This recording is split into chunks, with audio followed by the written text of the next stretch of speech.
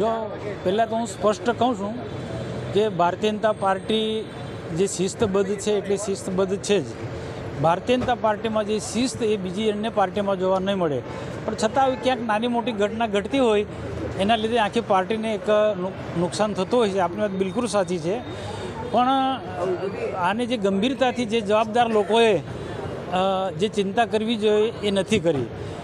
પ્રથમ તો આ ઉમેદવારો જેટલા પણ હતા તેટલા એ બધા જ ઉમેદવારો નક્કી કરવા માટે, એમને મેન્ડેટ આપવા માટે જિલ્લા કક્ષાએથી જે સંકલન જે થવી જોઈએ એ સંકલન નથી થઈ. પ્રદેશમાંથી કંઈ સમજાતું નથી કે કોના કહેવાથી આ બધાને મેન્ડેટ આપી દીધા. અને તેમાં મેન્ડેટ આપ્યા પછી એક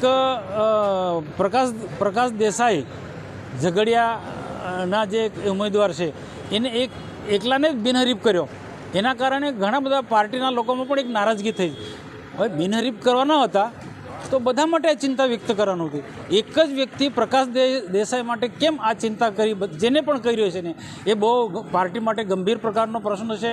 આના કારણે પાર્ટીમાં ઘણા બધા લોકોમાં, કાર્યકર્તામાં, જે ઉમેદવારો જે છે જે મેન્ડેટથી લડી રહ્યા છે એમના મનમાં પણ એક મોટો પ્રશ્ન છે. જો પ્રકાશ દેસાઈ જો બિનહરીફ થતો હોય તો પછી બીજા બધા માટે પ્રયત્નો કેમ ના થયા? જે પણ હશે તે, પણ હું સ્પષ્ટપણે માનું છું કે દૂધધારા ડેરી કરોડો રૂપિયાનો એનો ટર્નઓવર છે અને દૂધ ઉત્પાદનના ક્ષેત્રે કામ કરનારા લોકો, જે પશુપાલકો છે, એમનું કોઈ શોષણ ના થવું જોઈએ અને દૂધનો જે ઉપયોગ કરનારા જે ગ્રાહકો છે એમને પણ શુદ્ધ દૂધ મળે, કોઈ ભેળસેળી દૂધ ના મળે, કેમિકલવાળું દૂધ ના મળે, એ પણ મારો હંમેશા આગ્રહ રહ્યો છે. મેં તો 4 વર્ષ પહેલાં પાર્લામેન્ટમાં પણ પ્રશ્ન ઉપાડ્યો હતો. કેમિકલવાળા દૂધ અને ડુપ્લિકેટના દૂધના કારણે વ્યક્તિનો આરોગ્યને સાથે બહુ ભયંકર નુકસાન થતું હોય છે, અનેક પ્રકારના રોગ થતા હોય છે. અને આ એક દૂધધારા ડેરી પૂરતી નથી વાત કરતો. ગુજરાતની તમામ ડેરીઓમાં પારદર્શક વહીવટ થવો જોઈએ. ભેળસેળી દૂધ જ્યાં પણ જતું હોય એ બંધ થવું જોઈએ. અને મને વિશ્વાસ છે કે રાજ્ય સરકારના સહકાર મંત્રી આ બાબતે ખૂબ ચિંતિત છે અને પાર્ટીની જે પારદર્શક વહીવટ જે છે, પાર્ટીની શિસ્તબદ્ધ છે અને સરકારનો જે પારદર્શક વહીવટ છે એ પારદર્શક વહીવટ ડેરીની ચૂંટણીમાં પૂરેપૂરો અમલમાં થાય એના માટે હું પૂરેપૂરી કાળજી રાખીશ. મનસુખભાઈ, શું તમે આ ડેરી ઇલેક્શન માટે સેન્સ તમારી લેવામાં આવી હતી કે તમે કોઈ સૂચિ આપી હતી ઉમેદવારોની? બિલકુલ જ નથી. મને તેવું થશું કે કદાચ ને કંઈ જિલ્લા કક્ષા લેવલે કોઈક સંકલનની મિટિંગ બોલાવાશે, ના ઉમેદવારો બાબતની ચર્ચા થશે, પણ આ તો સીધો મેન્ડેટ આવી ગયા પછી મને ખબર પડી. જે પ્રદેશમાંથી જે મેન્ડેટ આવ્યા પછી મને ખબર પડી એટલે, અને ત્યાર પછી આ બધા પ્રશ્નો ઊભા થયા છે. એટલે અપક્ષ જે ઉમેદવારો ઊભા થયા છે એનું કારણ પણ આ જ છે. જો પાર્ટીએ સંકલનમાં નિર્ણય કર્યો હોત, હું જિલ્લાના લોકોનો વાંક છે કે પ્રદેશના લોકોનો વાંક છે એ તો જે તે સમયે નક્કી થશે, પણ જે તે ભૂલ પાર્ટીએ કરી છે અને એના કારણે આ સ્થિતિનું નિર્માણ થયું છે. અને જે અપક્ષ જે ઉમેદવારો જે છે એમની સાથે પણ પરામર્શ કર્યા છે, અમારે પ્રયત્નો કર્યા કે પાર્ટીમાં કઈ ને કઈ રીતના સમાધાન થતું હોય. પણ આજે ચૂંટણી લડવાનું કોને ના ગમે? આટલા મોટા વહીવટમાં બધાને જ એવું હોય કે અમે પણ ચૂંટાઈને જઈએ ને વહીવટમાં ભાગીદાર થઈએ. તમે જે આ બે પાર્ટી છે, અરુણસિંહ રાણા અને ઘનશ્યામ પટેલ, એ લોકો જે આમને સામને ઇલેક્શન, તમે શું એ સમાધાન કે એમને સમજાવવાનો કોઈ પ્રયાસ કર્યો હતો અને શું નિરાકરણ આવ્યું? જો મેં તો સતત પ્રયત્નો કર્યા છે, આજે પણ સતત પ્રયત્ન કરું છું. હજુ 19 તારીખે ચૂંટણી છે, ત્યાર સુધીમાં કોઈને કોઈ રીતના હજુ પણ કોઈ સપોર્ટ કરે જે સત્તાવાર ઉમેદવારો છે ને એનામાં અમારા પ્રયાસો છે. પણ પાર્ટીના લોકોએ પણ આમાં પ્રયત્નો કરવું જોઈએ. પાર્ટી આમાં કોઈ ચિંતા જ નથી કરતી. એ બધું પેલું અધર છોડી દીધું. આના કારણે આવનારા દિવસોમાં પાર્ટીને નુકસાન જવાનું છે અને તાલુકા પંચાયત, જિલ્લા પંચાયતની ચૂંટણીમાં ભયંકર નુકસાન જવાનું. આ મને ચિંતા છે. આજે પાર્ટીને મજબૂત કરવા માટે આખી જિંદગી અમે ખર્ચી નાખી. મારા જેવા અનેક પાર્ટીના આગેવાનોએ આ પાર્ટીને મજબૂત કરી છે, પણ કોઈકને કોઈક કારણે એક નાની સરખી ભૂલ ના કહેવાય, ગંભીર પ્રકારની ભૂલના કારણે આ સ્થિતિનું આજે નિર્માણ થયું છે. શું તમને લાગે છે કે પ્રદેશે આ જે ઘટના બની છે દૂધધારા ડેરીમાં ભાજપના સાંસદો એમના પર કોઈ કાર્યવાહી કે કોઈ એક્શન લેવાય?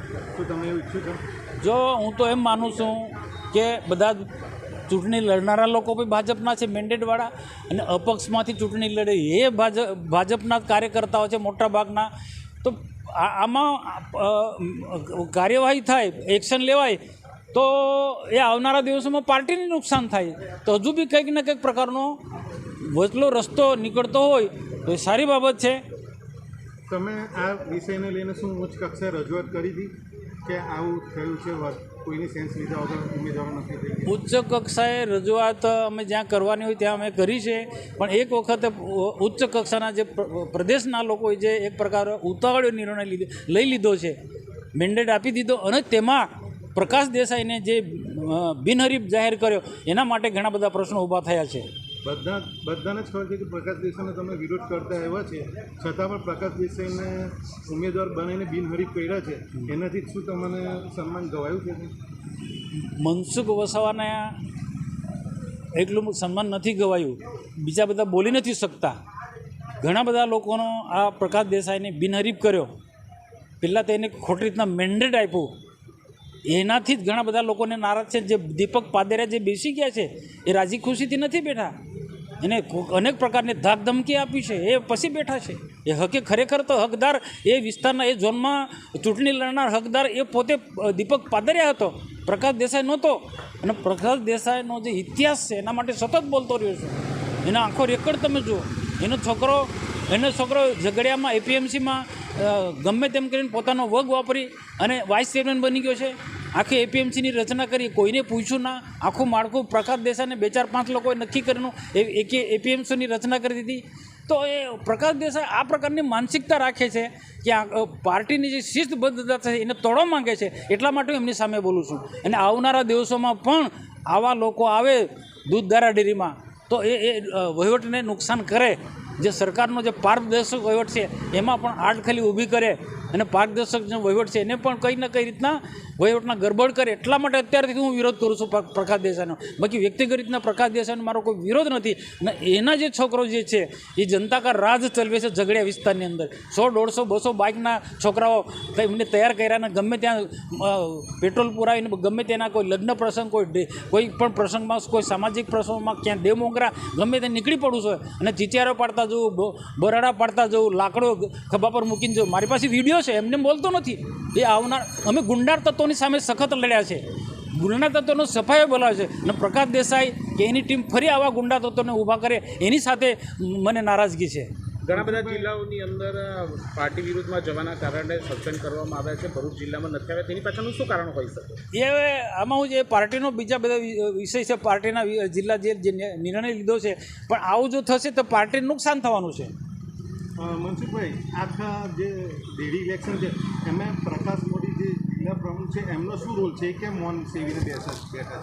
હું તો કહું, હું જે બોલું છું એમાં બધા જ લોકોએ બોલવું જોઈએ. પહેલાં તો મેન્ડેટ આપતા પહેલાં જિલ્લા સંકલન બોલાવવું જોઈએ. જિલ્લા સંકલનમાં જિલ્લા પાર્ટીના પ્રમુખ હોય, સંસદ સભ્ય હોય, ધારાસભ્ય હોય, બીજા મહામંત્રી હોય. આ એક સંકલન છે ને આ સંકલન નક્કી કરે કે કોણ ઉમેદવાર કયા ઝોનમાંથી લડશે ને કોને મેન્ડેટ આપો. પ્રદેશને એ યાદી મોકલાવે. આ પરંપરા છે પાર્ટીની, પણ આને તોડી છે. એમાં જે પણ જવાબદાર હશે તેમ એમાં અમે જિલ્લા પ્રમુખ તરીકે એમને પણ ઉપર કહેવું જોઈએ. હું જેમ બોલું છું એ રીતના એમને પણ બોલવું જોઈએ અને બાકીના લોકોએ પણ બોલવું જોઈએ. એટલે ક્યાંક ને ક્યાંક એવું લાગી રહ્યું છે કે જિલ્લા પ્રમુખ અને સાંસદની અવગણના કરીને આ મેન્ડેટો આપવામાં આવ્યા છે. એ તો દેખીતી જ વાત છે. આમાં સ્પષ્ટ અમને પૂછ્યું જ નથી. ઉમેદવારો નક્કી કરવાના, મેન્ડેટ આપવાના કે કોને બિનહરીફ કરવાના, એમાં અમને પૂછ્યું જ નથી. જેને જેમ ફાવે તેવા નિર્ણય લેવાય છે.